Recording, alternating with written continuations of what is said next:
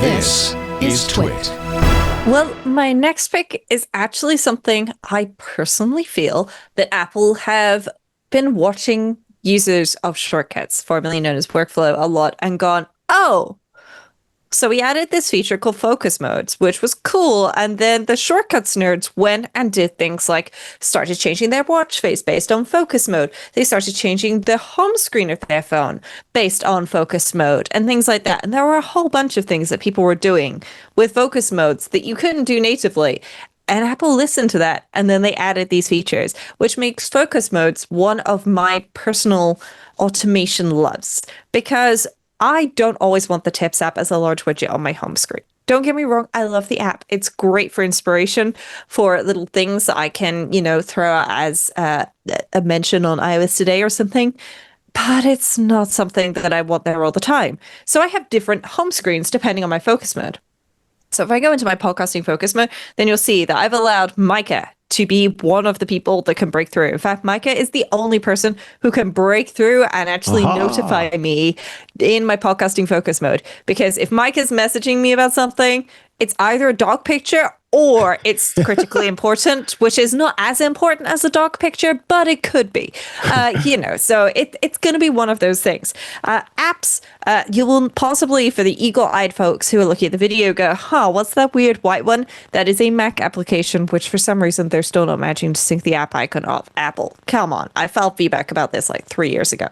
And then there's a bunch of other options here as well, which is things like I can hide my notification badges. I can show silence notifications on my lock screen. Folks, no offense, but if I get a notification from my banking application, I don't want you seeing that whilst I'm podcasting. So no, I've got things like that turned off. But that can also be really useful at work where you don't want notifications from silenced applications to show up. Or if you have like shift coverage and things like that, and you're there going, no, I want my personal focus mode. Work is gone. You can get rid of all those work notifications and just hide them. You can choose to silence notifications, dim your lock screen, and then there's customizing your home screen and your lock screen. So I'm going to show folks here at the edit what happens. So I've created a number of home screens here. And you can see that I've selected the one with the giant Tips app and the 4 apps at the bottom: Messages, Health, Fitness, and Journal. There's also a weird space at the bottom of every single one of these, and that is because your dock is persistent across all focus modes. So the 3 applications that I have in my dock, which are Safari, Shortcuts, and also, wait for it, OmniFocus. Yeah, I had to double check just to make sure it was indeed OmniFocus, because I tried putting drafts in my dock the other day and then it broke my brain because I usually have OmniFocus there and drafts as a widget on every home screen.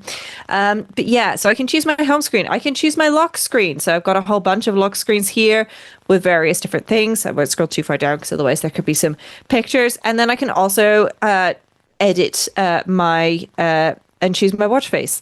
So I could have Pride Radiance, which is a great watch face. I usually just have it set to this purple palette because, that's good.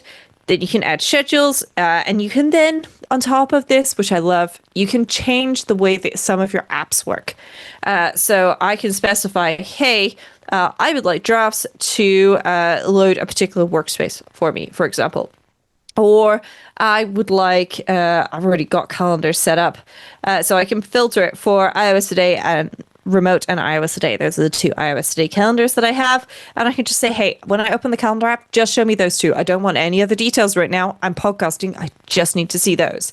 And, you could be doing this either to just keep you in the zone, or in my case as well, as a little bit of data protection of trying not to show everybody, all of my calendar appointments that are going on during my day, because I don't need people to see that I have work meetings at this time and I'm talking to that person at that time and things like that. I can create data on the fly as needed. So yeah, there's a whole bunch of things you can do with focus modes, and it's a really good way of getting away from certain applications at certain times. You don't want Microsoft Teams notifying you on a weekend that somebody who is going a little too hard is working and is like sending you 28 messages. You can, make sure that you've got a nice personal focus mode so you can just lock into that and enjoy the apps that you want with the home screen, watch screen, and lock screen that you want as well. Also, I should mention, I have just completed a series on focus modes for hands on Apple. So if you are wanting an in-depth guide on not only understanding focus modes, but setting them up and being able to, get some inspiration for possible focus modes you could set up. That's what I think it's a 3-episode series covers. Hey, if you're enjoying this little bit of iOS today, well, you can check out the full episode. You can head to the website, twit.tv/iOS, or watch the full show right here on YouTube. All you got to do is click that link below.